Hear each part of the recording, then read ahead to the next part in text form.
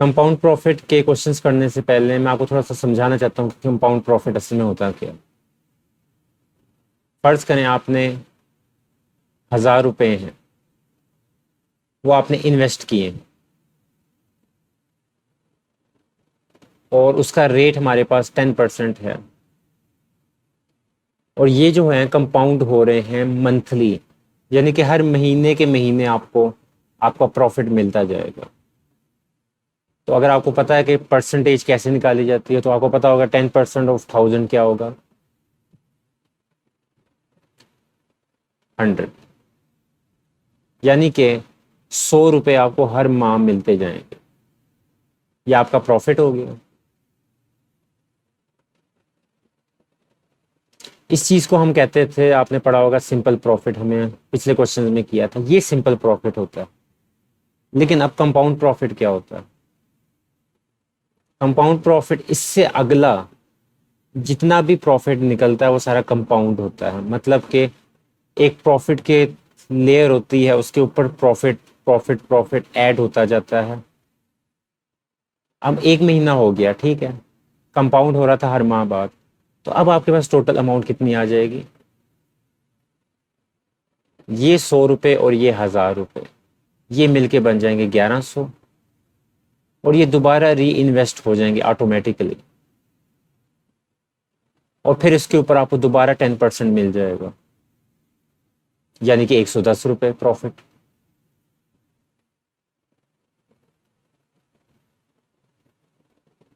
इस टाइम ये जो आपको प्रॉफिट मिला है ये कंपाउंड प्रॉफिट है।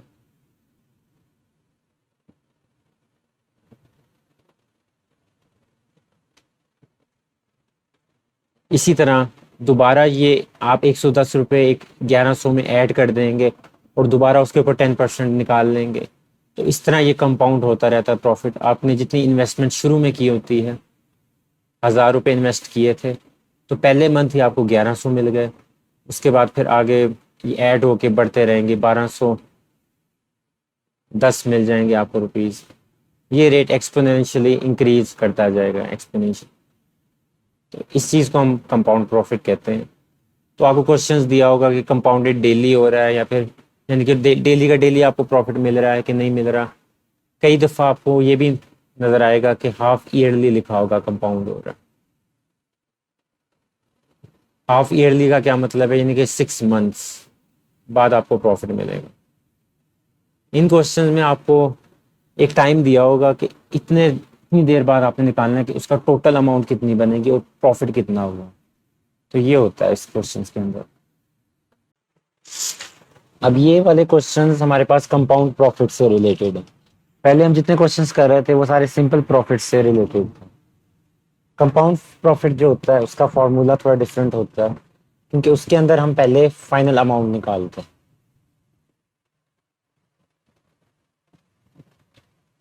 और फाइनल अमाउंट के लिए हमें चाहिए होता है principal multiply by 1 + rate over 100, bracket close, और ऊपर पावर जो होती है हमारे पास टी होती है। अब ये सारे क्वेश्चंस बिल्कुल एक तरह के हैं। सब में एक साइड पे हमारे पास पहले नंबर पे हमारे पास सारे प्रिंसिपल्स दिए हुए हैं, फिर टाइम दिया हुआ है और सारे ईयर्स के अंदर, और आखिर में हमारे पास रेट दिए हुए हैं और कंपाउंडेड भी हो रहे हैं ईयरली। इसका कोई एक पार्ट करवा देता हूँ मैं, फिफ्थ वाला करवाने लगा। प्रिंसिपल हमारे पास आ जाएगा 10,000, 1 + रेट हमारे पास 7.5 ओवर 100, और टाइम हमारे पास 3 है, तो पावर हमारे पास 3 हो जाएगी।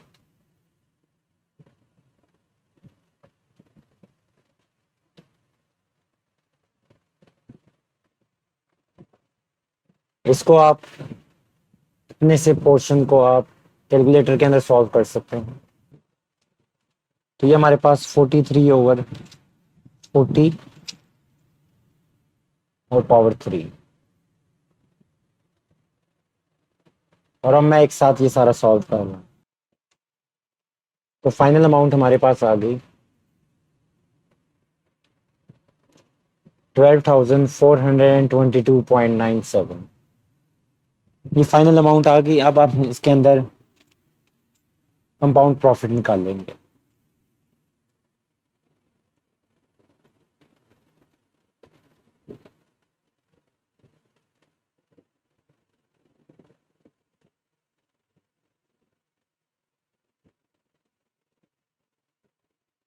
अभी हमने जो फाइनल अमाउंट निकाली है उसमें से आप प्रिंसिपल अमाउंट जो है उसको सेपरेट कर देंगे।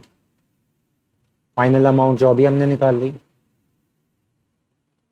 उसमें से आप प्रिंसिपल जो कि 10,000 था दिया हुआ वो आप सेपरेट कर देंगे। तो हमारे पास 2,422.97 कंपाउंड प्रॉफिट आ। इस क्वेश्चन के अंदर प्रिंसिपल दिया हुआ है, रेट दिया हुआ है और टाइम भी दिया हुआ है कि 3 साल के आखिर में आपको फाइनल अमाउंट चाहिए। इसमें हमने कंपाउंड प्रॉफिट नहीं निकालना, प्रॉफिट कंपाउंड हो रहा है लेकिन हमने सिर्फ फाइनल अमाउंट निकालनी है कि प्रॉफिट जब कंपाउंड होता रहा तो 3 साल के बाद हमारे पास कितने पैसे आएंगे। तो फाइनल अमाउंट हम निकालेंगे इसके अंदर। अभी कुछ शुरू के कुछ क्वेश्चंस करूंगा तो मैं फॉर्मूला बार बार लिखूंगा ताकि आपको ये ज़हन नशीन हो जाए। प्रिंसिपल अमाउंट हमारे पास 5,000 है, रेट दिया हुआ है 5.25%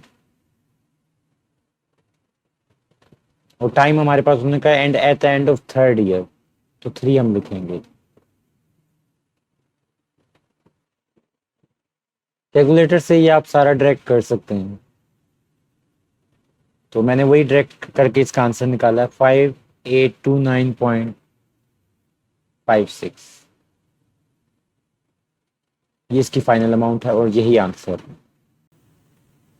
इस क्वेश्चन के आपने अल्फाज गौर से देखने हैं कि कंपाउंड हो रही है हाफ ईयरली, यानी कि सिर्फ 6 महीनों के बाद अमाउंट आपको मिल रही है और वो आप री इन्वेस्ट हो रही है और आपने ये फाइंड करना है कि 1 साल के बाद कितनी अमाउंट आपके पास आएगी। लेकिन अब यहाँ क्योंकि हाफ ईयरली कंपाउंड हो रही है तो आपके पास टाइम जो होगा वो आप उसको 2 लेंगे, क्योंकि हाफ ईयरली पहला हाफ साल का जून तक आप कह दें वो अलग हो जाएगा और दूसरा हाफ जुलाई से लेके दिसंबर तक वो अलग हो जाएगा। तो इसके 2 हाफ बनते हैं साल के। इसी तरह अब क्योंकि उन्होंने कंपाउंडेड हाफ ईयर लिखा है तो रेट जहाँ दिया हुआ है ना वो सालाना दिया हुआ है, तो उसको भी आप हाफ कर देंगे रेट को। तो 12.5% को आप 2 से डिवाइड कर देंगे तो हमारे पास 6.25 आ जाएगा। हम ये रेट यूज करेंगे और ये टाइम यूज करेंगे। अब फॉर्मूले के अंदर आप ये वाली वैल्यूज पुट कर दें।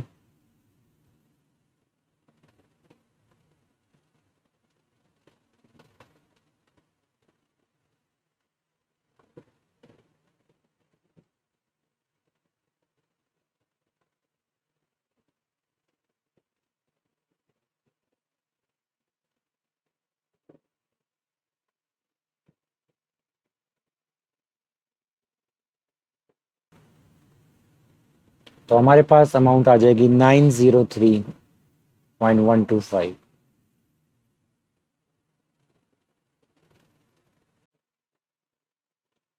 इस क्वेश्चन के अंदर कंपाउंड हो रहा है डेली। हमारे पास रेट क्या दिया हुआ है, पर एनएम दिया हुआ है, एनुअल सालाना दिया हुआ है। तो इस रेट को आप डेली वाले रेट में कन्वर्ट करेंगे। तो अब ये ईयरली रेट है, तो ईयर को आप डेज में कैसे कन्वर्ट करते हैं। ईयर को जब आप डेज में कन्वर्ट करते हैं तो आप देखते हैं कि 1 साल के अंदर कितने दिन होते हैं। तो 1 साल के अंदर 365, तो आप इसको इससे डिवाइड कर दें। तो ये हमारे पास अब रेट आ गया डेली वाला। अब हम ये यूज करेंगे क्योंकि कंपाउंडेड डेली था। और टाइम हमारे पास 3 हम लिखेंगे उस टाइम की जगह, क्योंकि 3rd डे के एंड पे आपने वो अमाउंट निकालनी है।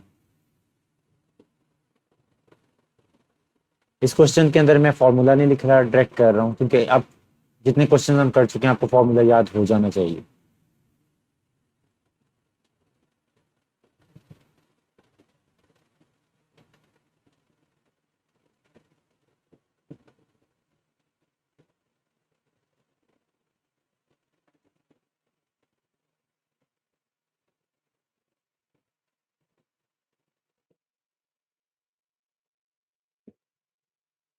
$9,001.48